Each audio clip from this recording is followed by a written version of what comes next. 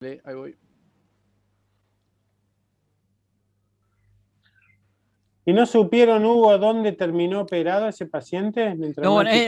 mira, vos estaba por preguntarle eso a Fabio, si sabía cómo continuó esta paciente en especial, o este paciente. No, lamentablemente no la pudimos seguir y no tenemos registro al respecto. Ok. Mm. Dale, Enzo, Mati. Sí, Bueno, Facundo, Bilbao. Facu. Escúchame, ¿vos considerás como que es algo imprescindible? Muy buena estuvo la presentación, pero cuando él habla de la artroscopía como algo imprescindible, ¿todos le hacen artroscopía a este tipo de lesiones No, es cuando una las operan o las herramienta reducen? más. No, es ¿Eh? una herramienta más, Facu, que te puede ayudar en el control de la reducción y en el diagnóstico y tratamiento de alguna eventual lesión asociada que mostraba Claro, Fabio.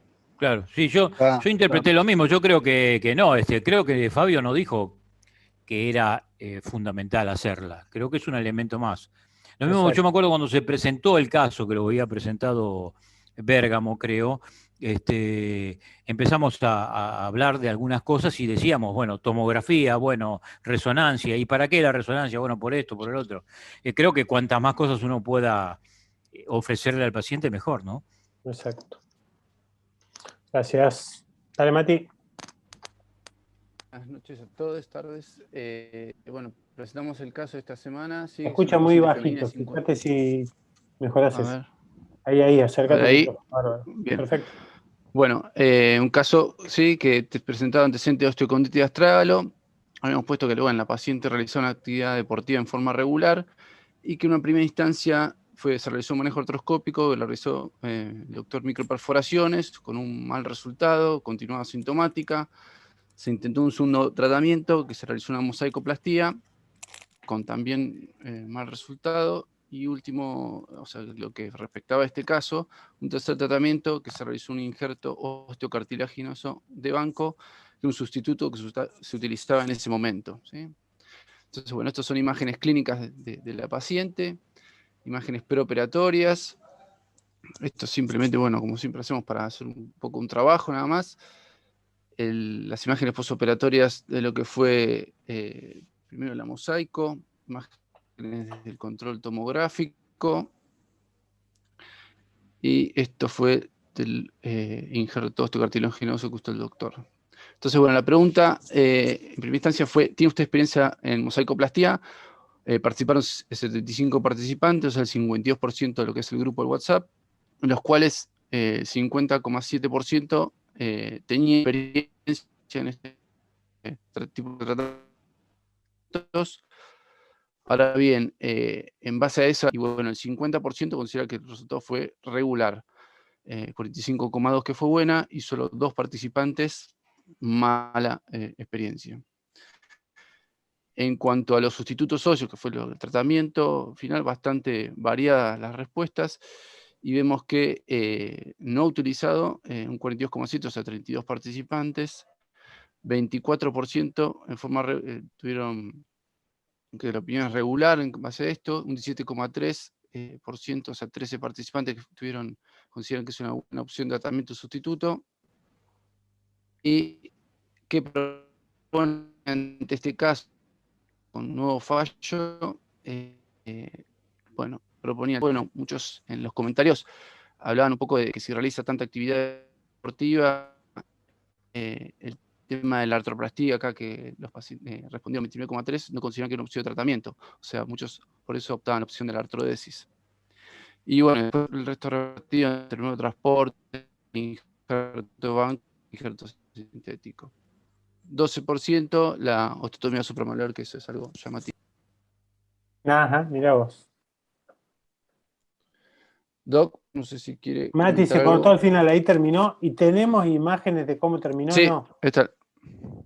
No, está ahí. Ok. Diego, ya te doy que levantaste la mano. Lo dejo al doc que conoce. Hizo un tercer tratamiento. Espera que nos cuente Macklin. Doc Macklin, ¿nos cuenta usted de este caso en particular y de...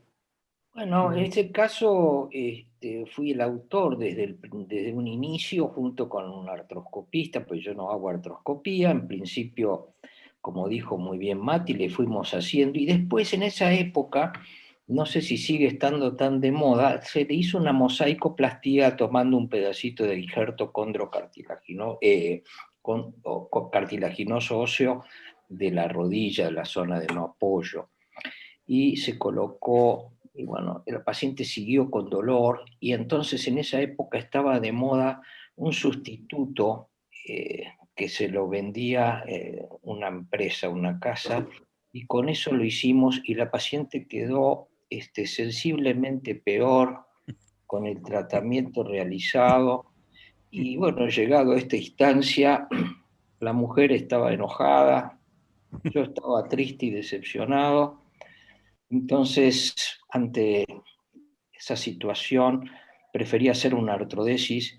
La artrodesis anduvo perfectamente bien, consolidó, no tuvimos más inconvenientes y la sigo viendo. Han pasado de esto, creo yo, cerca de 12 años, y la paciente continúa con su artrodesis haciendo una vida normal.